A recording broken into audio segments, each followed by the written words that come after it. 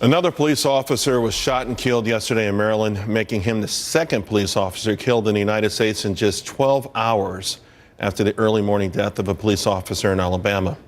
With safety being the focal point of our nation's conversation right now, how are we ensuring the safety of the men and women who put their lives on the line for us, to protect us every single day?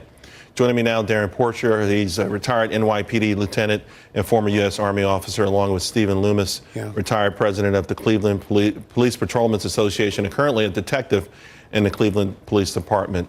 I'll start with you, Stephen.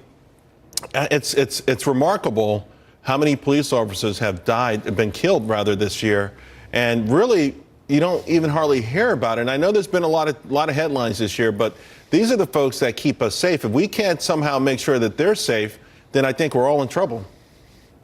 Yeah, absolutely. And if I think it speaks to the violence and the types of violent crimes and acts that are being perpetrated out there. You know, we see an increase in homicide rates in just about every large metropolitan city in the country.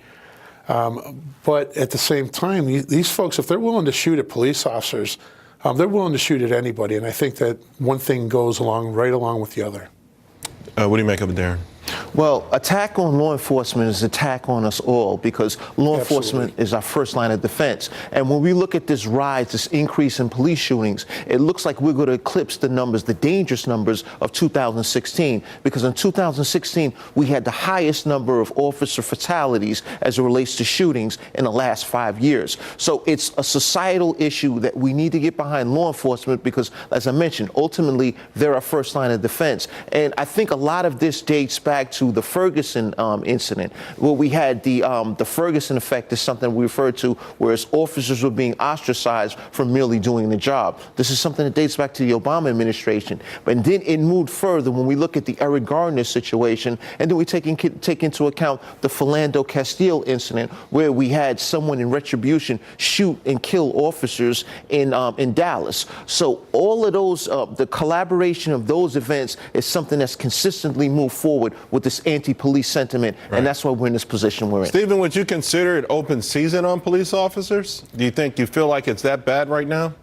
Well, it certainly is. It certainly is bad, and it's perpetrated by the false narrative that we continuously hear from a very, very small segment of society. 99% of the people out here just want to live in peace. They want their law enforcement. They want to support their law enforcement.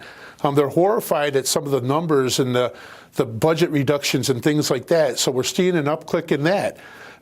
People are realizing it now. So, yeah, open season is we're trained differently now. You know, we have these consent decrees and things like that that are kind of handcuffing the police officers. The Ferguson effect is absolutely in place right now. Police officers across this country are not doing the proactive policing that they want to do because of that. On that note, I want to ask you guys, because we just had developments in last week's tragic school shooting in Broward County. We actually have Broward County Sheriff Scott Israel announcing during a news conference here not long ago that Deputy Scott Peterson, who's at the school in Parkland, Florida, he waited outside the building for about 4 minutes without ever going in.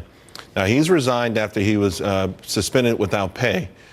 Darrin, you know, the initial reaction that I'm getting on social media is that people are shocked, upset, offended, and, you know, and calling him a coward. You know, maybe we'll get more details, but the narrative is that this is his job. He was, you know, this is what he signed up for, and to spring into action, and he didn't. Well, at this stage, we're speaking from a place of conjecture.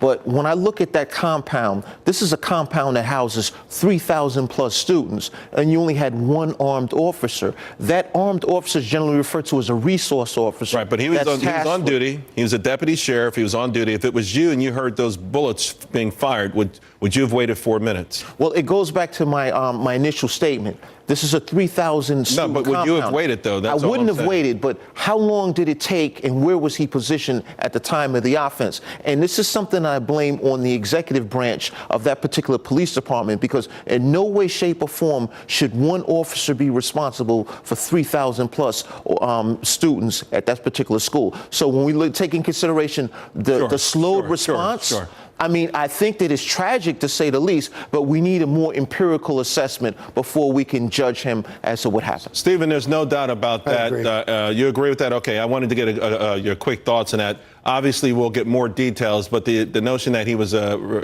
suspended without pay and then he resigned on his own just adds even more, makes it a more curious and, if not more heartbreaking situation. Gentlemen, thank you both very much, and thank you for your service.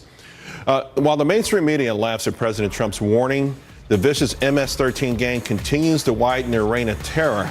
Now the administration plans to beat them once and for all. We'll be right back.